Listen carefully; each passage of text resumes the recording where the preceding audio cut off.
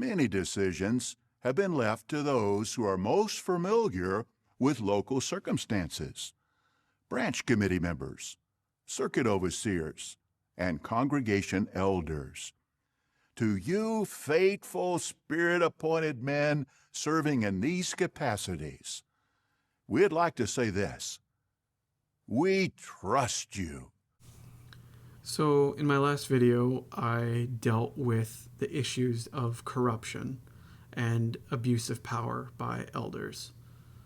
In this video, hopefully it's not going to be a super long one, I'm just going to address something that I think a lot of witnesses think about, and that's the question as to whether or not elders, circuit overseers, other people in the organization are actually appointed by Holy Spirit. Now, of course, several things have to be true in order to make that true. First of all, there has to actually be a God, particularly the God of the Bible, who uses Holy Spirit, the Christian God, I should say, who uses Holy Spirit to influence humans. Second, Jehovah's Witnesses' understanding of the Holy Spirit as far as it being God's active force, that has to be a correct interpretation of the Bible. Three, this is the big one, even if there is a God, and even if Jehovah's Witnesses are correct about that God using Holy Spirit and Holy Spirit being a way that God interacts with humans, Jehovah's Witnesses would have had to have been chosen as God's religion. And of course, that is contingent on whether or not the 1914 teaching is true, and whether or not God actually selected, or whether or not Jesus actually took the throne in 1914 and then selected Jehovah's Witnesses as his religion in 1919. And as I've mentioned in previous videos a myriad of times, that is provably false. You can prove from the Bible that it does not point to 1914, and you can definitively prove in history that Jerusalem was not destroyed in 607. So the entire idea of the 1914 teaching and Jehovah's Witnesses being chosen as God's religion in 1919 is demonstrably false.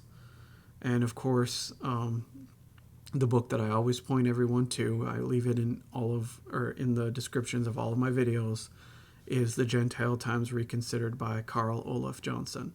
And if you have not read that book, I recommend you go and read it if you want to know what I'm talking about and want to have a detailed analysis of the organization's claims and the facts regarding what we know about history and the archaeological evidence during the Neo-Babylonian period.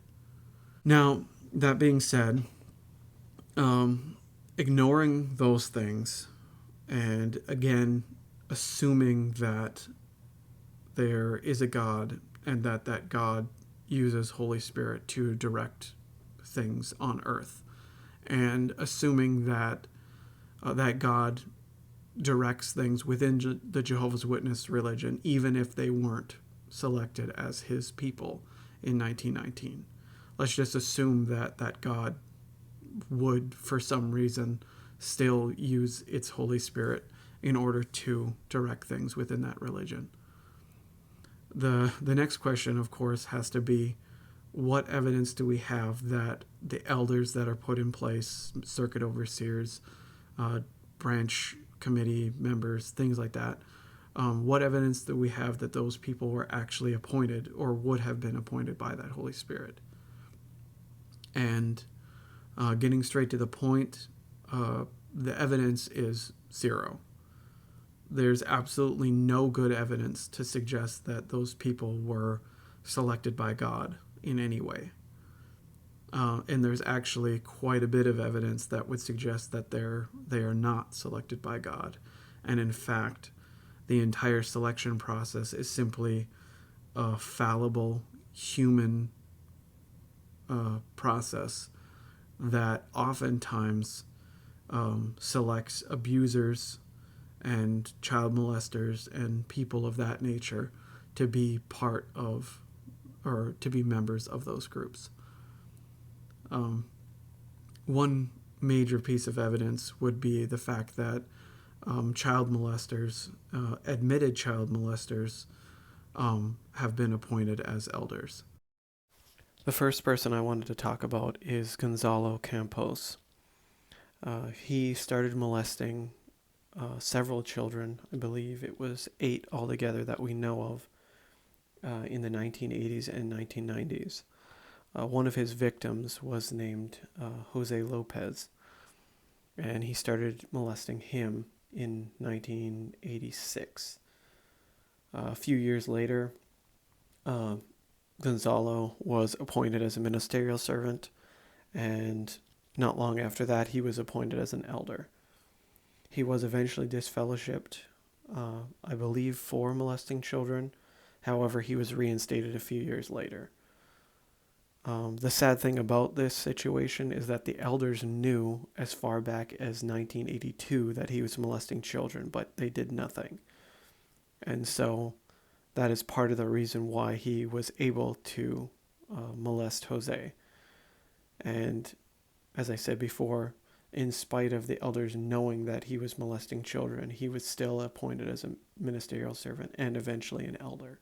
Here, it's been very hard on me. Those are the first words 36-year-old Jose Lopez has spoken publicly about what happened to him in 1986. It's never going to be over. He started abusing a then 6-year-old Jose Lopez. I did abuse him. That video deposition was obtained by Team 10 last year. Another person I wanted to talk about was Mark Sewell, who started abusing his own niece when she was only 12. Now, he abused her for several years, and during this process of abusing her, smack dab in the middle, he was appointed as an elder. His niece, Karen Morgan, who you can see here, was actually ignored by the elders in her hall, and they didn't end up disfellowshipping him for his abuse of her.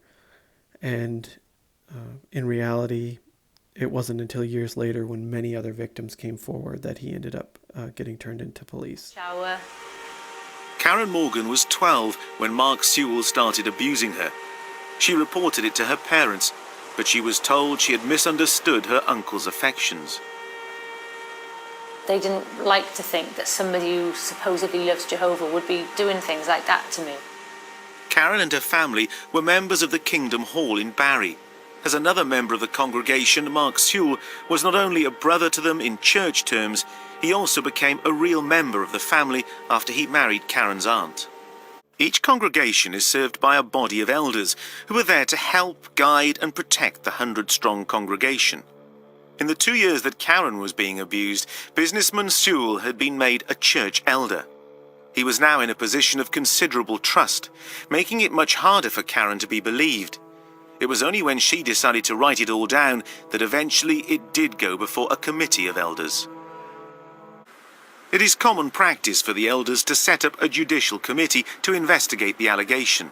Karen would have to face her abuser once again. It was me and my dad and 3 elders, plus Mark, all sitting in a little room at the Kingdom Hall, with the elders saying, right, tell us what he did to you. It was one word against another, and it also hinged on a literal translation from the Bible. They have this 2-witness rule which covers everything. So it could be that someone smoked, they would have to be seen by 2 separate people, or it could be that a child has been abused and that abuse would have to be seen by 2 separate people. Well, when does anyone ever see a child get abused? Now, as I brought out in my last video, it's very hard to claim that someone is appointed by Holy Spirit when they were molesting children all the way up until their appointment as an elder and after that point. I've heard Jehovah's Witnesses try and argue with me and say, well, some people change. Look at Judas Iscariot.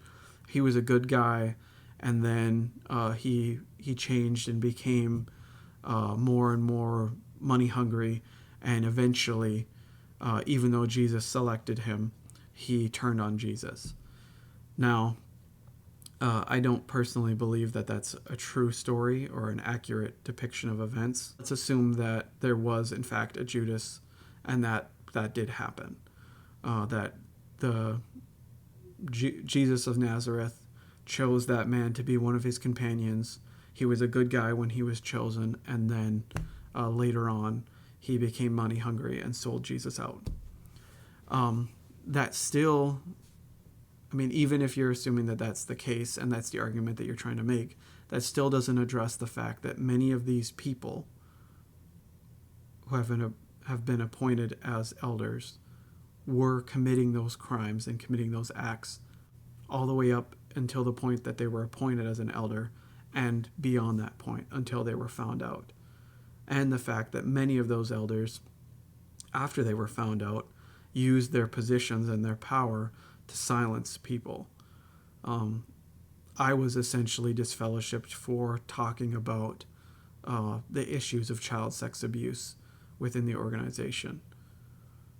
They also didn't like the fact that I was talking about the 1914 teaching, but the child sex abuse issues were primarily what I was talking to people about. And because the elders did not appreciate the fact that I was telling people about those things, they, of course, disfellowshipped me for apostasy. Now, granted, in the Jehovah's Witness religion, being an apostate simply means that you are telling people things that the organization doesn't want them to hear or doesn't want them to know about. But in any case, I don't want to go off on a long rant, but I'll just leave it at that. If you're a Jehovah's Witness, kind of going back to my last video, you need to ask yourself the question, was the organization actually selected by God? Is the organization actually guided by Holy Spirit? Are elders appointed by Holy Spirit? And if they are, how is it possible that child molesters, wife beaters, rapists, people of that nature, people who are cheating on their spouses, how is it possible that those people are getting appointed as elders? How are they getting past the vetting process that is supposedly being done by the creator of the universe? That's a question that should be answered, and these are questions that shouldn't be shied away from, because if you truly believe that you have the truth and that you are in the true religion, then these are questions that you should take head on and be willing to address and confront. But in any case, I hope that you guys have a good one, and I'll catch you in the next video.